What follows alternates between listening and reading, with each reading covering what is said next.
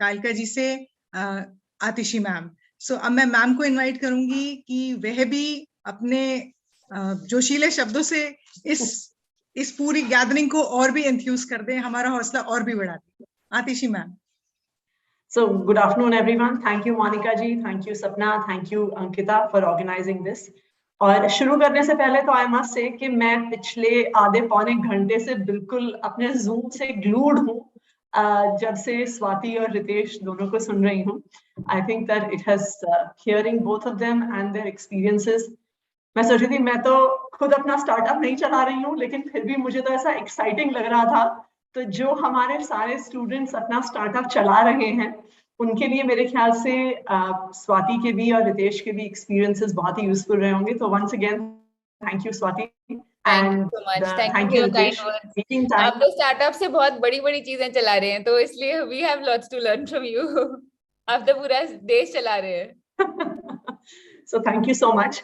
And जो सारे students अभी इसको सुन रहे हैं इस यूट्यूब जूम पर भी और यूट्यूब पे भी, आई थिंक मैं एक तो सबको कंग्रेचुलेट करना चाहूंगी। आई थिंक दैट जो ये बिजनेस ब्लास्टर्स प्रोग्राम के तहत आप लोगों ने अपने आइडियाज को रियलिटी में बदला है, वो बहुत बड़ी चीज है। एंड जो हमारे सारे 3 लाख से ज्यादा बच्चे इस प्रोग्राम में पार्टिसिपेट किए हैं, 51,000 बिजनेस आइडियाज निकल के आए हैं, उसमें से 1000 स्टार्टअप्स को सिलेक्ट किया गया है नेक्स्ट राउंड के लिए। So many congratulations to all of you, not just the 1000 जो सिलेक्ट हुए हैं नेक्स्ट राउंड के लिए, बट ऑल द स्टूडेंट्स जिन्होंने इसमें पार्टिसिपेट किया है।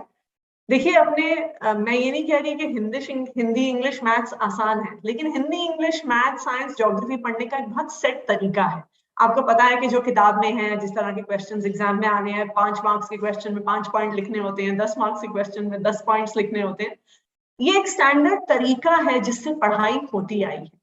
लेकिन एक आइडिया को सोचना और उसको रियलिटी में लेके आना, और चाहे हम फेल हो चाहे हम सक्सेसफुल हो, लेकिन इस प्रोसेस को कर पाना मैं मानती हूँ कि बहुत बड़ी चीज है। So I think all of you deserve congratulations.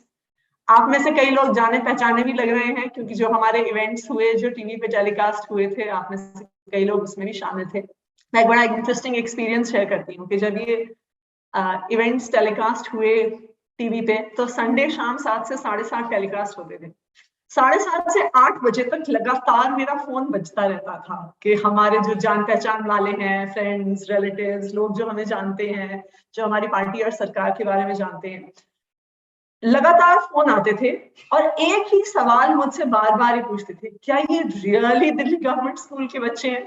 क्योंकि लोग हमें कहते थे कि हमारी एक इमेज है गवर्नमेंट स्कूल के स्टूडेंट्स के बारे में, और कहते हैं कि जिस कॉन्फिडेंस से इन स्टूडेंट्स ने अपनी पूरी बात को इतने बड़े बड़े इन्वेस्टर्स के सामने, सीईओज के सामने रखा, तो एवरीवन फेल्ट कि हम भी उस उम्र पे इतने कॉन्फिडेंट नहीं थे जितना आप लोग होते थे। और ये लगातार 8 एपिसोड्स के बाद 7:30 से 8 बजे तक मेरा फोन बजना नहीं बंद होता था। मैम एक क्वेश्चन और आता था कि ये स्क्रिप्ट तो नहीं लिख के दी थी आप लोगों ने कहीं? ये स्क्रिप्टेड तो नहीं था पूरा का पूरा? आप लोगों ने तो आइडिया नहीं दे दिए थे उन्हें? ये भी क्वेश्चन आते थे। सही। दूसरी मैं एक इंटरेस्टिंग चीज आपको सुनाती हूँ कि जब ये एपिसोड शूट हो रहे होते थे, तो हम में से कई लोग जो ऑन द साइड्स होते थे शूटिंग के दौरान स्टूडेंट्स के साथ, तो हम लोग आपस में डिस्कस करते थे कि आप लोगों के स्टार्टअप्स में हमें अपनी सेविंग्स लगा देनी चाहिए, क्योंकि यही तरीका है हमारे लिए मिलियनियर्स और मल्टी मिलियनियर्स बनने का। क्योंकि आप लोगों का जो कॉन्फिडेंस है और आप लोगों का जो सबका जज्बा है, उससे देख के हमें पूरा भरोसा था कि आप लोग लाइफ में बहुत आगे जाएंगे। एंड आई थिंक ये जो बिजनेस ब्लास्टर्स प्रोग्राम है, ये एक शुरुआत है। और इसकी शुरुआत जैसे शुरू में डेप्यूटी सीएम मनीष सिसोदिया जी ने भी कहा कि हमने इसकी शुरुआत क्यों करी। और ये सवाल बनता ही है, कोई हमसे ये भी पूछ सकता है कि भाई स्कूल में वैसे ही बहुत लोड होता है, इंग्लिश होती है, हिंदी होती है, मैथ्स होती है, केमिस्ट्री होती है, फिजिक्स होती है, ज्योग्राफी होती है, ये आपको क्या ऐसी आन पड़ गई कि अब आपको उसके साथ एक एंटरप्रेन्योरशिप माइंडसेट करिकुलम भी लाना पड़ा, कि आपको उसके साथ एक बिजनेस ब्लास्टर्स का प्रोजेक्ट लाना पड़ा? देखिए, मैं जब स्कूल में होती थी, तो हमें जब किसी स्कूल का कोई प्रोजेक्ट करना होता था, तो हमें स्कूल की लाइब्रेरी जाना पड़ता था। मान लीजिए हमें कोई ज्योग्राफी का प्रोजेक्ट मिला कि सहारा डेजर्ट पे हमें प्रोजेक्ट करना है, तो हम लाइब्रेरी में जाते थे, इंसाइक्लोपीडिया ब्रिटानिका निकालते थे, उसमें एस के पन्ने पे जाते थे, और फिर जो सहारा डेजर्ट वाला सेक्शन होता था उसमें सबका कॉपी में उसको नोट करते थे। तब फोटोकॉपिंग, जेरोक्स, ये सब भी कुछ नहीं होता था, और उसे नोट करते थे, और फिर अपने प्रोजेक्ट में फाइनली उसको अपने हाथ से लिख के हम वो प्रोजेक्ट बनाते थे। तो ये इंफॉर्मेशन इकट्ठा करना और उसको प्रेजेंट करना एक पूरा हफ्ते 10 दिन का टास्क होता था। अब जो भी स्टूडेंट्स हैं, हर इंसान के हाथ में एक मोबाइल फोन है, तो जो इंफॉर्मेशन इकट्ठा करने के लिए मुझे, जब मैं स्कूल में होती थी, हफ्ता 10 दिन लगता था, आज आप में से कोई बिल्कुल 10 से 15 सेकंड में उस इंफॉर्मेशन को एक्सेस कर सकते हैं, और with in half an hour आप उस इंफॉर्मेशन को कोलेट कर सकते हैं। तो जो बहुत सारी चीजें हम लोगों ने अपने समय में स्कूल में सीखी, उन चीजों की मैं ये मानती हूँ कि आज के यूथ को जरूरत ही नहीं। बहुत सारी इंफॉर्मेशन जो हमारे अलग अलग सब्जेक्ट्स में हम पढ़ते हैं, वो सब इंफॉर्मेशन आज के दिन में गूगल पे ऑनलाइन बहुत आसानी से अवेलेबल है। तो इसलिए और भी जरूरी हो जाता है कि हमें स्टूडेंट्स को आने वाली जिंदगी के लिए रेडी करना है। And I think that is really जो ये एंटरप्रेन्योरशिप माइंडसेट करिकुलम और एक बिजनेस ब्लास्टर्स की हमने शुरुआत करी है, वो इसलिए करी। देखिए, जैसा हम सब जानते हैं, जब हम स्कूल में होते हैं, और खासकर एक सामान्य परिवार के जो बच्चे होते हैं, हम सबको यही बोला जाता है, मुझे याद है कि हमें कई बार रिश्तेदार ये बोलते थे कि अच्छे से पढ़ाई कर लो वरना घास छीलोगे। और हमें ये बोला जाता है कि भाई पढ़ाई लिखाई अच्छे से करो, और उसके बाद यही आशीर्वाद भी दिया जाता है कि बेटा अच्छी सी नौकरी करना। और हमारे ये माइंडसेट है, बचपन से हमें दिया जाता है कि अच्छा तुम पढ़ने में अच्छे हो, फिर ये इस नौकरी के लिए अप्लाई करना, तुम्हें अच्छी सरकारी नौकरी मिल जाएगी।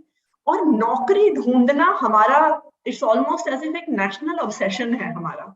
और ये रीजन होता है कि अगर आप भारत में देखिए कि जब ये एंट्रेंस एग्जाम्स होते हैं, चाहे वो किसी भी लेवल के एंट्रेंस एग्जाम हो, लोग साल दर साल एंट्रेंस एग्जाम्स देते रहते हैं जब तक वो फाइनल एज पे ना पहुंच जाए, जब तक वो इनएलिजिबल हो जाते हैं। जैसे रिसेंटली मैं ये कहीं पढ़ रही थी कि एक यूपी पुलिस ने एक पोस्ट निकाली थी फॉर पोस्ट मैसेंजर्स, जिसकी क्वालिफिकेशन थी कि आपको 5th पास होने की जरूरत है और आपको साइकिल चलाना आना चाहिए बस।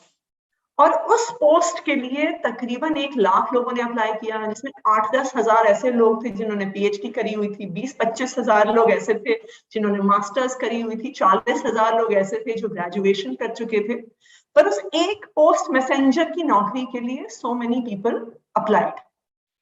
तो ये हमारा एक तरह से ऑब्सेशन क्यों है? वो इसलिए है क्योंकि हमें लगता है कि हम नौकरी करके सेफ हो जाएंगे, सिक्योर हो जाएंगे। लेकिन हम ये नहीं देखते हैं कि उस नौकरी की दौड़ में हम ऐसे कई बार कॉम्प्रोमाइजेस में करते हैं कि हम भी पूरी जिंदगी भर ऐसे काम में फंस जाते हैं जिसमें हमें मजा नहीं आता।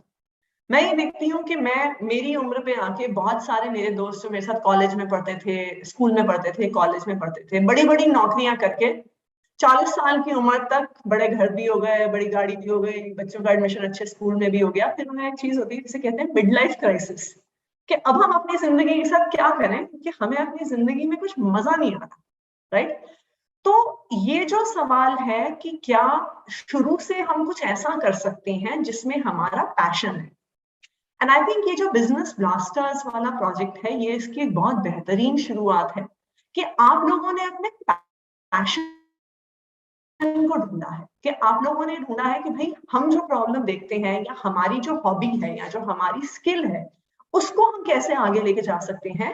और हम उसको ही हमें अपने पैशन को एक हॉबी नहीं बनाना, हम कुछ और नौकरी करें 9 to 5 जिसमें हमारा मन भी नहीं लगता, जिसमें हम बोर भी हो रहे हैं, और फिर हम थोड़ा सा अपना टाइम निकाल के अपनी हॉबी और अपनी पैशन को परस्यू करें। आप लोगों ने ये दिखाया है कि अपनी हॉबी और अपनी पैशन को ही हम एक सक्सेसफुल इकोनॉमिक वेंचर में भी कन्वर्ट कर सकते हैं, एक सक्सेसफुल फ्यूचर में कन्वर्ट कर सकते हैं। एंड आई थिंक ये बिजनेस ब्लास्टर्स का एक बहुत बड़ा सक्सेस है। ये एक सवाल हो सकता है कि क्या ये सिर्फ बिजनेस ब्लास्टर्स एक स्कूल प्रोजेक्ट है कि हमें 2000 रुपए मिले और हमने 2000 रुपए से कुछ कोशिश करी और 11वीं-12वीं के बाद हमारी लाइफ बैक टू नॉर्मल चली जाएगी। मुझे इसमें 2 चीजें लगती हैं। देखिए, पहली चीज मुझे ये लगती है कि ये बिजनेस ब्लास्टर्स का जो प्रोजेक्ट है, ये आपके फ्यूचर के लिए बहुत सारे रास्ते खोलता है।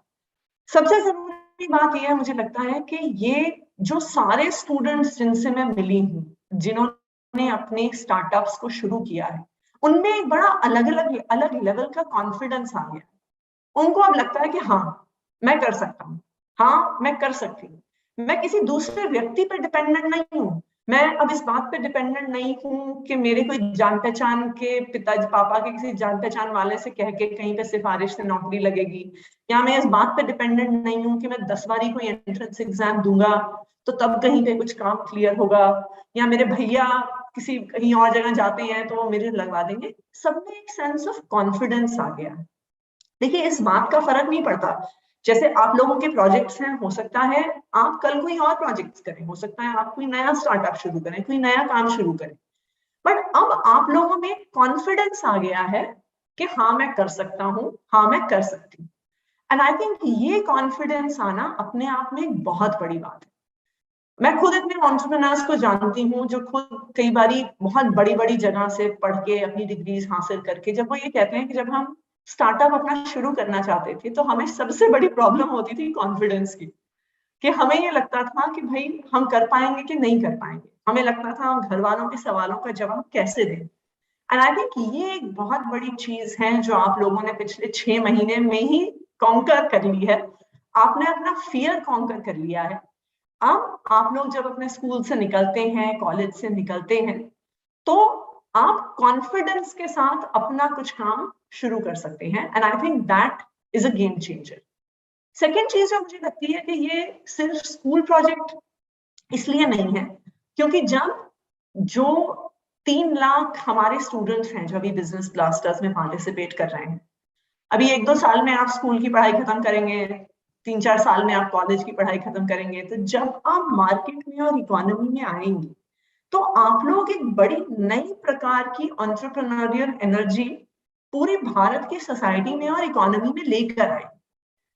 अभी जो हमारा एक नेशनल माइंडसेट है कि हमें बस नौकरी ढूंढनी है, उससे बड़ी इंटरेस्टिंग चीज होती है। अभी कुछ दिन पहले, आई डोंट नो आप में से किसी को देखने का मौका मिला कि नहीं मिला, वैसे आप लोगों ने देखा ही होगा, आजकल सोशल मीडिया से ज्यादा हमसे ज्यादा आप लोग जानते हैं, जब पराग अग्रवाल ट्विटर के सीईओ बने तो उसके बाद एक मीम सर्कुलेट हुआ था जो बहुत सोशल मीडिया पे चला था। उसमें बहुत सारे जो इंडियन ओरिजिन के सीईओज हैं, चाहे पराग अग्रवाल हो, चाहे सत्य नडेला हो, चाहे अरविंद कृष्णा हो, उन सबकी फोटो बनी हुई थी और उस पर लिखा हुआ था, पढ़ेगा इंडिया तभी तो बढ़ेगा अमेरिका। एंड वो क्यों लिखा था? वो इसलिए लिखा था क्योंकि आज दुनिया की बहुत सारी बड़ी बड़ी कंपनीज को इंडियंस हेड करते हैं, चाहे गूगल हो, चाहे माइक्रोसॉफ्ट हो, चाहे पेप्सी हो, चाहे दुनिया की सबसे well known perfume company Chanel हो, इन सबके सीईओज इंडियन लोग हैं।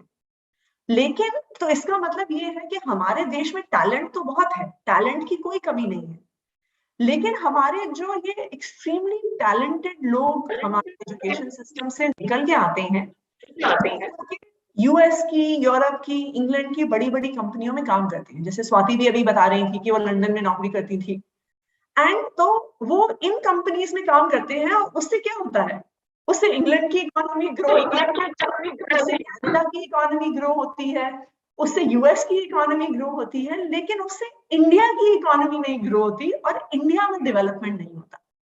पर आई थिंक कि एक बार जो हमारे 3 लाख स्टूडेंट्स जो बिजनेस ब्लास्टर्स में से निकल के आएंगे, जब आप लोग इकोनॉमी का हिस्सा बनते हैं, तो मेरा ऐसा 100% भरोसा है कि एकदम से पूरी इंडिया की इकोनॉमी में एक बूम आएगा। और जो हम बात करते हैं कि भारत दुनिया का नंबर 1 देश होना चाहिए, आप ही लोग हैं जो इंडिया की इस इकोनॉमिक ग्रोथ में इंडिया को एक नंबर 1 कंट्री बनाने में बहुत बड़ी भूमिका निभाएंगे। सो ये जो बिजनेस ब्लास्टर्स प्रोग्राम जिसके आप हिस्सा है, ये सिर्फ आपका एक स्कूल प्रोजेक्ट नहीं है, ये आपके लिए फ्यूचर के लिए एक रास्ता बनाने का तरीका है। और मैं ये मानती हूँ कि हमारे देश का भी फ्यूचर बनाने का और निखारने का एक बहुत जरूरी तरीका है। तो once again all the best to all of you. हम लोग यहाँ पे हमेशा अवेलेबल हैं आप लोगों के साथ, किसी भी प्रकार का आपको सपोर्ट चाहिए इन अपने स्टार्टअप्स को आगे लेके जाने में। And I am sure that आपको स्वाति, रितेश जी जैसे बढ़िया और शानदार मेंटर्स अवेलेबल होंगे सपोर्ट के लिए, आपको सिखाने के। Thank you so much and all the best. Thank you so much, ma'am. On behalf of the students, I assure you that we will fulfill all these dreams.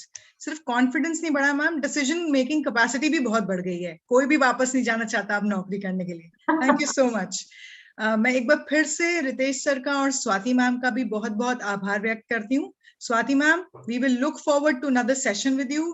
Ritesh sir, आपके साथ भी, क्योंकि हमारे बहुत क्वेश्चंस रह गए and we must engage you.